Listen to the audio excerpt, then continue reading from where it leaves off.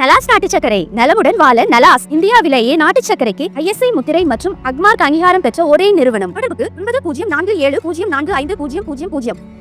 நம்முடைய முதலமைச்சர் தலைமையிலான திராவிட மாடல் அரசு சார்பாக பருவமழை தொடர்பான முன்னெச்சரிக்கை நடவடிக்கைகளை தொடர்ந்து நம்முடைய அரசு மேற்கொண்டு வருகின்றது. குறிப்பாக வடகிழக்கு பருவமழையின் போது பாதிப்புகள் எதுவும் ஏற்படக்கூடாது என்று தொடர்ந்து ஆய்வுக் கூட்டங்களை நாங்கள் நடத்தி வருகின்றோம்.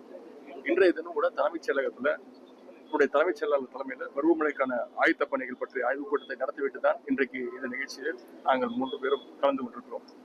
அரசினுடைய ஆய்வுக் கூட்டங்கள் எடுக்கப்படுகின்ற முடிவுகளின் அடிப்படையில் சென்னை மாநகராட்சி மற்றும் புறநகர் பகுதிகளில் ஏராளமான பணிகள் ஏற்கனவே நடந்து வருகின்றன. அதில் ஒரு பகுதியாக இன்றைய தினம் நீர்வளத்துறையின் மூலம் மேற்கொள்ளப்படுகின்ற 2 முக்கியமான பணிகளை இன்று துவக்கி வைத்திருக்கின்றோம். ஒன்று, பள்ளிக்கரணை சதுப்பு நிலப்பகுதியில் இருந்து ஒக்கியம் மடு வழியாக தெற்கு பக்கிங்ஹாம் கால்வாய் மூலம் மழை நீர் எளிதாக வடிந்து கடலை சென்றடைய வேண்டும் என்பதற்காக 91 crores 91 கோடி ரூபாய் மதிப்பீட்டில் புதிய நேரடி கால்வாய் அமைக்கும் பணியை இன்றைக்கு தொடங்கி வச்சிருக்கிறோம். இன்னொன்று, அம்பத்தூர் தொழிற்பேட்டை பகுதிகளில் வெள்ளம் ஏற்படாமல் இருக்க வேண்டும் என்பதற்காக 130 கோடி ரூபாய் மதிப்பீட்டில் ஒருங்கிணைந்த வெள்ள மேலாண்மை தீர்வு பணிகளுக்கும் இன்னைக்கு அந்த பணிகளையும் துவங்கி வச்சிருக்கிறோம். பருவமழை காலங்களில் தென் சென்னை பகுதிக்கான வேளச்சேரி, ராம்நகர், பள்ளிக்கரணை, நாராயணபுரம், மடிப்பாக்கம், பெரும்பாக்கம் உள்ளிட்ட இடங்கள்ல வெள்ளம் ஏற்படுவது வழக்கம்.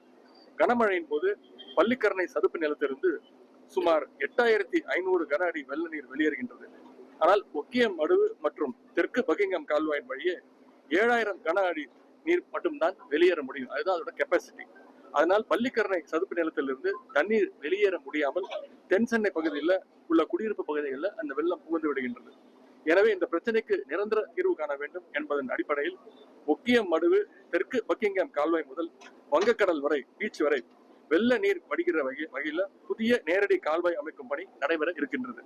இதனால் இனி வரும் காலங்களில் வேளச்சேரி, நாராயணபுரம், ராம்நகர் உள்ளிட்ட இடங்கள்ல வெள்ள பாதிப்பு ஏற்படாது என்று நாங்கள் நம்புகிறோம். அதே போல் அம்பத்தூர் தொழிற்பேட்டை சுற்றி மழைக்காலங்களில் வெள்ளம் ஏற்படுவது வழக்கம். அம்பத்தூர் ஏரியிலிருந்து கொரட்டூர் ஏரிக்கு உபரிநீர் கால்வாய் இல்லாதது அதற்கு காரணம். இந்த பிரச்சனைக்கு தீர்வு காண முதலமைச்சர்களுடைய உத்தரவின் பேரில் ஒருங்கிணைந்த வெள்ள மேலாண்மை தீர்வு பணி திட்டம் ஒன்று உருவாக்கப்பட்டது. இதன் மூலம் அம்பத்தூர் ஏரியிலிருந்து கூவம் நதிக்கு கால்வாய் அமைத்து அம்பத்தூர் ஏரியிலிருந்து சுமார் 350 கன அடி நீரை கூவம் நதிக்கு திருப்பிவிட வழிவகை செய்யப்படும். இந்த பணி நிறைவடைந்தால் அம்பத்தூரிலும் வெள்ள நீர் பாதிப்பு ஏற்படாது. இந்த இரு பணிகளையும் தொடங்கியதன் மூலம் தென் சென்னை மக்கள் மற்றும் அம்பத்தூர் பகுதி மக்களுடைய நீண்ட நாள் கோரிக்கையை நம்முடைய முதலமைச்சர் அவர்கள் நிறைவேற்றிருக்கின்றாங்க.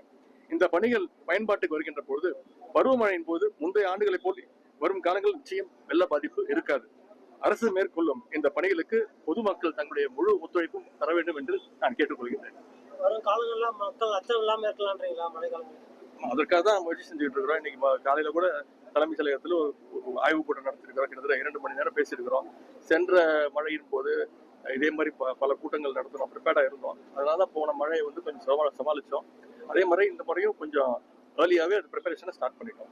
இதே போல சென்னையில பண்ற மாதிரி தென் மாவட்டங்கள்ல இதில் பண்றதுக்கு வாய்ப்பு இருக்கலாம். நிச்சயமா அதுக்கான அறிவுரைகளை முதலமைச்சர் அவர்கள் வழங்குவார். சார், ஆணவ படுகொலைக்கு தனி சட்டம் ஏற்ற வேணும்னு சொல்லிட்டு எல்லா இடத்துலயும் போராட்டம் நடக்குது. ஏற்கனவே இருக்கிற சட்டங்கள்லாம் ஏற்கனவே கடுமையான சட்டங்கள்லாம் இருக்கு. இருந்தாலும் இது பல்வேறு கட்சியினர் கோரிக்கை வச்சிருக்கிறாங்க. முதலமைச்சர் அவர்கள் முடிவு செய்வார். முதலமைச்சர் அவர்கள் வழங்குவார். சார், ஆணவ படுகொலைக்கு தனி சட்டம் ஏற்ற வேணும்னு சொல்லிட்டு எல்லா இடத்துலயும் போராட்டம் நடக்குது. ஏற்கனவே இருக்கிற சட்டங்கள்லாம் ஏற்கனவே கடுமையான சட்டங்கள்லாம் இருக்கு. இருந்தாலும் இது பல்வேறு கட்சியினர் கோரிக்கை வச்சிருக்கிறாங்க. முதலமைச்சர் அவர்கள் முடிவு செய்வார். நீதிமன்றத்தில்